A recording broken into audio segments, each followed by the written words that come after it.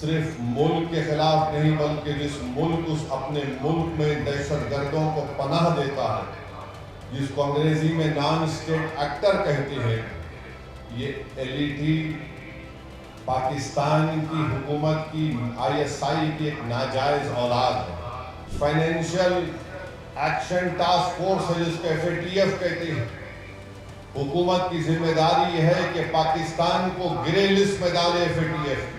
ये बार बार पाकिस्तान ये कहता है कि हम न्यूक्लियर बॉम्ब हमारे पास है, एटॉमिक बॉम्ब है। याद रखिए, अगर आप किसी मुल्क के अंदर जाकर मासूम लोगों को मारेंगे तो कोई भी मुल्क खामोश नहीं बैठने वाला है। जम्मू कश्मीर के पहलगाम में पर्यटकों पर हुए आतंकवादी हमले को लेकर पूरे देश में आक्रोश का माहौल है। देश की जनता आतंकवादियों और पाकिस्तान के खिलाफ सख्त से सख्त कार्रवाई करने की मांग कर रही है। इसी बीच 27 अप्रैल को पहलगाम आतंकी हमले को लेकर एआईएमआईएम प्रमुख असदुद्दीन ओवैसी ने पाकिस्तान को खूब सुनाया है। तहफ़्फ़ुज़ के लिए दूसरे मुल्क पर वो अपनी मिलिट्री कार्रवाई कर सके, मैंने उसका भी हवाला दिया।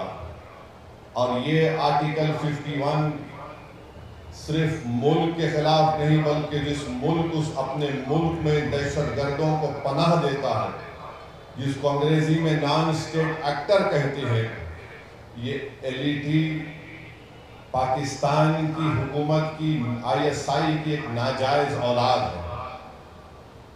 और फिर आप ये भी जानते हैं कि हमारे भारत के संविधान में आर्टिकल 355 है जो इस बात को कहता है कि मरकजी हुकूमत की जिम्मेदारी है कि किसी रियासत में अगर बाहर से हमला होता तो उसको रोके।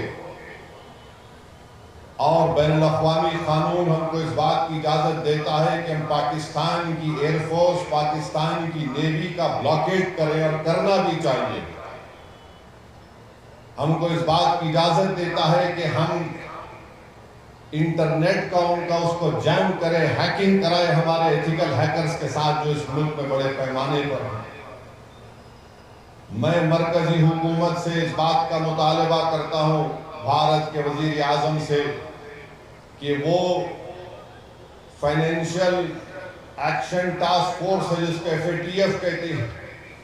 हुकूमत की जिम्मेदारी यह है कि पाकिस्तान को ग्रे लिस्ट में डाले एफएटीएफ की, और इसी तरीके से उनको माशी तौर पर पाकिस्तान को हम कमजोर करना बहुत जरूरी है।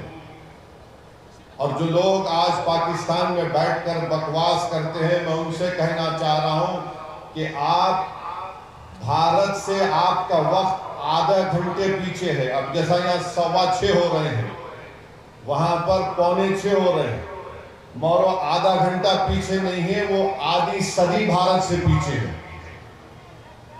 और ये बार बार ये गलत बात वहां के लोग करते हैं। अरे हमारे मुल्क का बजट जो है, तुम्हारे मुल्क का बजट हमारे मिलिट्री के बजट के बराबर नहीं है। तुम बराबरी करना तो दूर की बात, तुम अगर इसी तरह करते रहोगे, ये बार बार पाकिस्तान ये कहता है कि हम न्यूक्लियर बॉम्ब हमारे पास है, एटॉमिक बॉम्ब है। याद रखिए, अगर आप किसी मुल्क के अंदर जाकर मासूम लोगों को मारेंगे तो कोई भी मुल्क खामोश नहीं बैठने वाला है, चाहे हुकूमत किसी की भी हो। मगर इस तरह से आकर हमारी भारत की सरजमीन पर हमला करना और मजहब पूछकर किसी को गोली मारना, तुम कौन से दीन की बात कर रहे हो? तुम तो खवारिज से बदतर हो, तुम तो आईसिस के जानशीन हो जो हरकत किए हैं। तो मेरे अजीज दोस्तों और बुजुर्गों, हम हमारे मुल्क के वजीर आजम से भी कहेंगे कि जब कश्मीर हमारा अटूट हिस्सा है और रहेगा इंशाअल्लाह, तो कश्मीरी भी हमारा अटूट हिस्सा है। एआईएमआईएम प्रमुख असदुद्दीन ओवैसी ने एक समारोह के दौरान संबोधित करते हुए कहा कि ये जो पाकिस्तान बार बार ये कहता है कि हमारे पास न्यूक्लियर बम है, तो उन्हें याद रखना चाहिए कि अगर वे किसी भी देश में जाकर निर्दोष लोगों को मारेंगे तो कोई भी देश चुप नहीं बैठेगा, फिर चाहे देश में सरकार किसी की भी हो। उन्होंने कहा, इस तरह से हमारे भारत की सरजमी पर आना और किसी मजहब पूछकर उसे गोली मार देने वाले कौन से दीन की बात कर रहे हैं? तुम तो कवारिज से बदतर हो, तुम्हारी ये हरकत ये साबित करती है कि तुम ISIS की विचारधारा पर आगे बढ़ रहे हो। आगे उन्होंने कहा कि पहलगाम में हमारी जमीन पर बेगुनाहों की हत्या करके आपने ISIS जैसी बर्बरता की है। उन्हें ये याद रखने की जरूरत है कि अगर वे किसी देश में घुसकर बेगुनाह लोगों को मारते हैं तो वो देश चुप नहीं बैठेगा, चाहे कोई भी सरकार हो। ओवैसी ने पीएम मोदी से ये भी कहा कि कश्मीर भारत का अभिन्न अंग है। उन्होंने कहा टीवी चैनलों पर कुछ एंकर कश्मीरियों के खिलाफ बोल रहे हैं, वे बेशर्म हैं। अगर कश्मीर हमारा अभिन्न अंग है और रहेगा तो कश्मीरी भी भारत के अभिन्न अंग हैं, हम उन पर कैसे शक कर सकते हैं।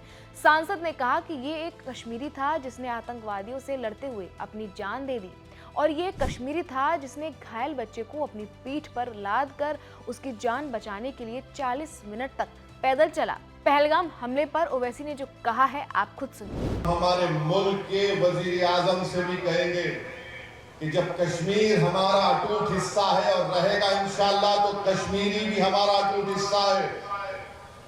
हम कभी भी कश्मीरियों के खिलाफ ये जो टीवी चैनल पर ये बड़े बड़े एंकर बैठकर गुफ्तगू कर रहे हैं, बेशर्म है ये पूरे एंकर।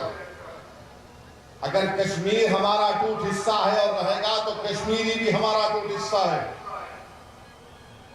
कैसे हम उन पर शक कर सकते हैं? वो कौन था जो दहशतगर्दों से उनका हथियार लेते हुए जिसकी जान चली गई? वो कौन था जो अपने कंधे पर जख्मी लोगों को बिठाकर 40 मिनट चलकर नीचे लेकर आया? वो कौन था? कश्मीरी था जो एक मासूम बच्चे को उठाकर उसकी जान बचा रहा था। तो ये जो हमारे वतन अजीज में कश्मीरियों के खिलाफ एक नफरत पैदा करने की कोशिश की जा रही है, गलत है।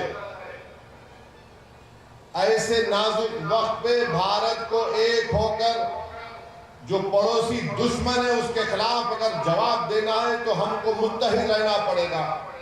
आपको बता दें जम्मू कश्मीर के पहलगाम में हुआ यह हमला 2019 के पुलवामा हमले के बाद से इस क्षेत्र में सबसे घातक हमलों में से एक है। खैर फिलहाल इस खबर में इतना ही।